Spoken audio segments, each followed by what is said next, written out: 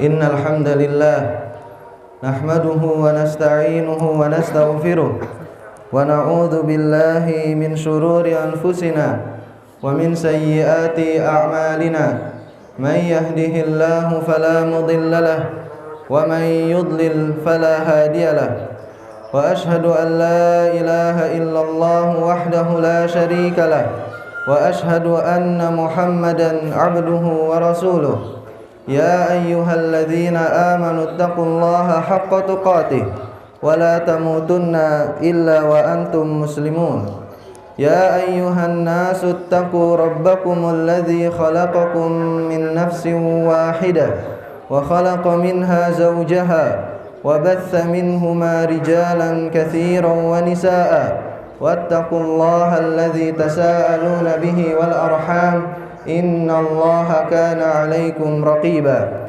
Ya ayyuhalladzina amanu taqullaha wa qulu qawlan sadida yuslih lakum a'malakum wa yaghfir lakum dhunubakum wa man yuti'illaha wa rasulahu faqad faza fawzan 'azima. Fa inna asdaqal hadithi kitabullah wa khairal huda huda Muhammadin sallallahu alaihi wa ala alihi wa sahbihi wa sallam. Wa syarrul umuri muhdatsatuha fa inna kulla muhdatsatin bid'ah wa kulla bid'atin dhalalah wa kulla dhalalatin finnar. Amma ba'd. Allahu akbar, Allahu akbar, walillahil hamd. Ma'asyiral muslimin rahimani Allah wa iyyakum. Hari ini adalah hari Idul Adha, hari An-Nahar, yang disebut oleh Allah Azza wa Jal sebagai Al-Hajjul Akbar, hari terbaik sepanjang tahun. Rasul sallallahu alaihi wasallam bersabda, "Inna a'zamal ayyami 'indallahi tabaraka wa ta'ala hiya yaumun nahar." Sesungguhnya hari teragung di sisi Allah tabaraka wa ta'ala adalah hari An-Nahar, hari yang agung yang kita lalui setiap tahun, selalu mengingatkan kita akan pengorbanan besar yang dilakukan oleh seorang ayah dan anaknya, yaitu Nabi Ibrahim alaihi salam dan Nabi Ismail alaihi salam. Pengorbanan yang luar biasa, yang menunjukkan ketundukan luar biasa kepada Allah, yang menunjukkan kecintaan yang luar biasa kepada Allah. Kisah pengorbanan mereka berdua Allah Azza wa Jal abadikan di Al-Quran hingga hari kiamat. Ma'asyiral muslimin rahimani Allah wa iyyakum. Tatkala Nabi Ibrahim alaihi salam tegak mendakwahkan tauhid, maka beliau dimusuhi oleh penduduk negerinya, bahkan dimusuhi sendiri oleh ayahnya. Tatkala beliau hendak menegakkan hujjah atas kebatilan kesyirikan mereka, Nabi Ibrahim alaihi salam hancurkan berhala-berhala mereka. Akhirnya mereka pun murka kepada Nabi Ibrahim alaihi salam dan hendak membakar Ibrahim hidup-hidup dengan melemparkan beliau ke lautan api. Akan tetapi Allah Azza wa Jal menolongnya dan menjadikan api yang panas itu dingin dan penuh keselamatan. Ketika Ibrahim alaihi salam merasa bahwa penduduk negerinya tidak diharapkan lagi bertauhid kepada Allah, ketika Ibrahim merasa bahwa penduduk negerinya tidak diharapkan dari mereka untuk beribadah kepada Allah, maka Ibrahim alaihi salam pergi meninggalkan penduduk negerinya dan meminta kepada Allah supaya diberikan anak keturunan yang saleh. Allah Azza wa Jalla berfirman, "Wa qala inni dzahibun ila rabbi sayahdin, rabbi habli minas salihin." Fabasyarnahu bigulamin halim.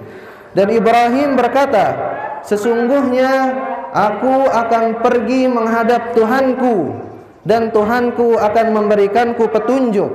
Kemudian Ibrahim berdoa, Ya Rabb, berikanlah anugerahkanlah kepadaku seorang keturunan yang saleh. Kemudian Allah pun menjawab doanya, maka kami beri dia kabar gembira dengan seorang anak yang halim. Ma'asyiral muslimin rahimani Allah wa iyyakum, Allah pun mengabulkan doa Ibrahim sebagai ganti atas pengorbanan beliau. Pengorbanan Ibrahim alaihi salam meninggalkan kampung halamannya, meninggalkan penduduk negerinya, meninggalkan sanak saudaranya. Allah gantikan dengan anak yang sangat salih untuk menemani beliau dan untuk menghilangkan kesepian Ibrahim alaihi salam. Akan tetapi ma'asyiral muslimin, Ismail tidaklah dianugerahkan oleh Allah kepada Ibrahim kecuali tatkala Nabi Ibrahim alaihi salam telah beranjak tua. Al-Hafidz Ibnu Katsir rahimahullah menukilkan bahwa di dalam kitab mereka tatkala Allah anugerahkan Ismail kepada Ibrahim, umur Ibrahim saat itu adalah 86 tahun. Ma'asyiral muslimin rahimani Allah wa iyyakum. Namun kebahagiaan tersebut tidaklah berlangsung lama.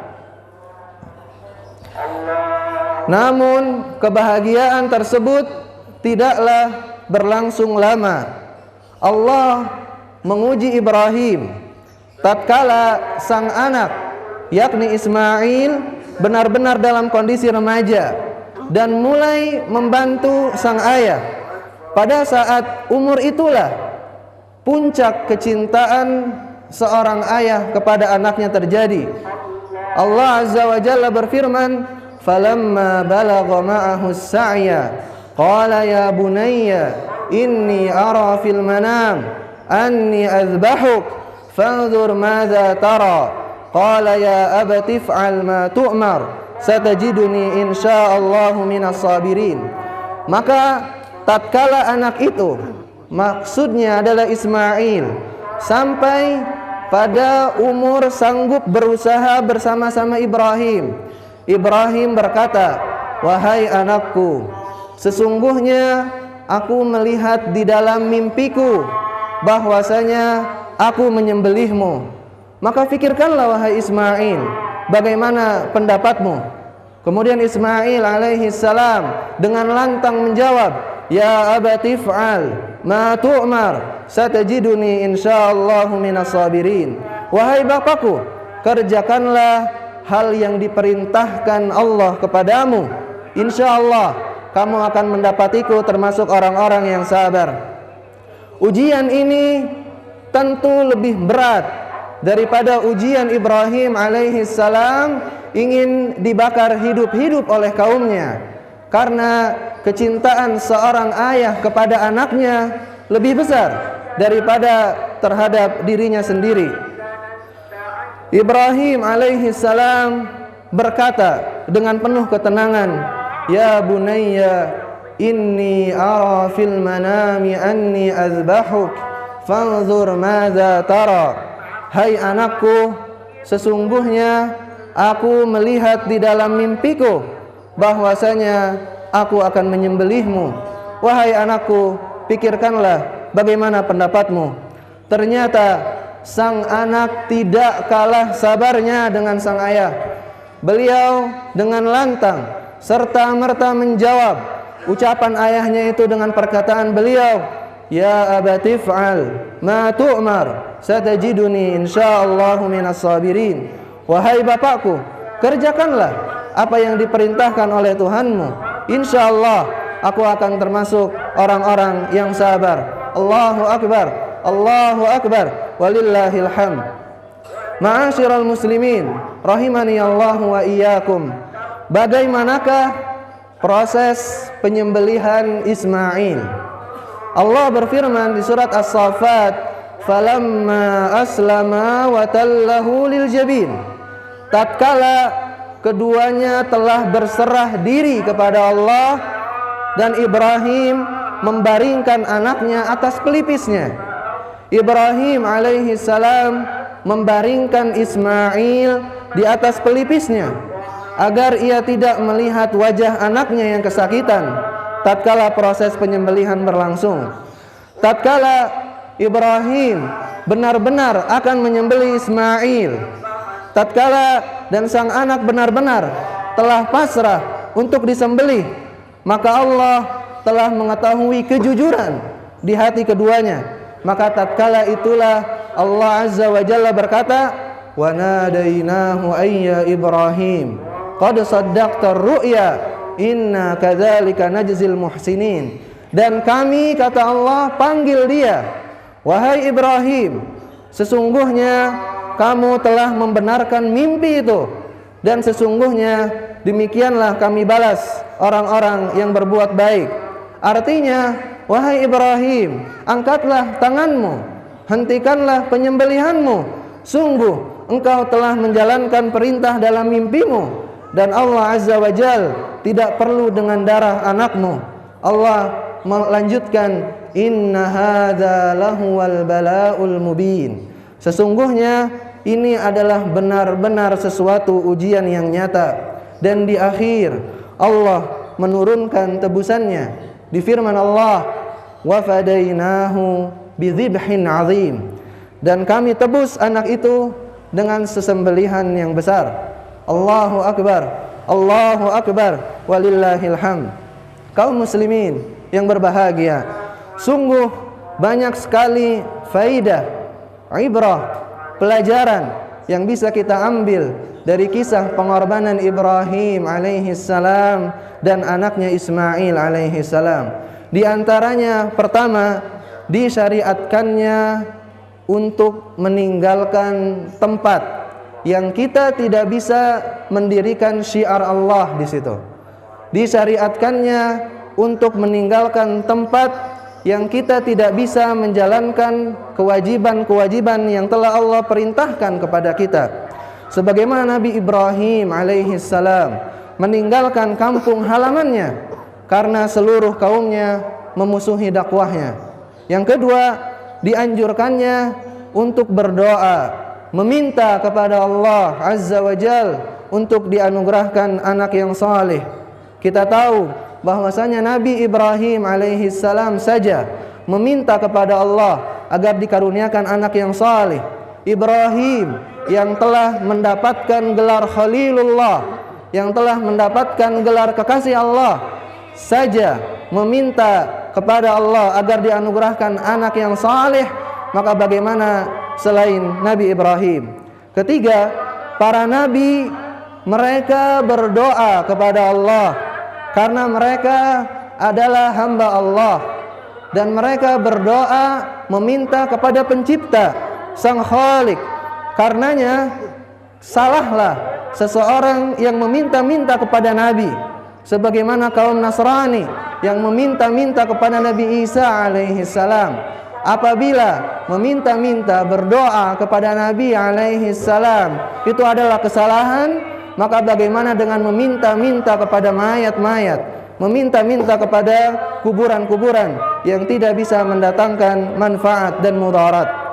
Hal yang keempat, disyariatkannya bermusyawarah antara seorang ayah dan anak apabila terjadi atau dihadapi permasalahan yang berat, terutama jika sang anak adalah anak yang saleh, anak yang kita percayai memiliki kapasitas dan kapabilitas ilmu, sehingga apabila seorang ayah bermusyawarah kepada anaknya akan terjadi titik temu.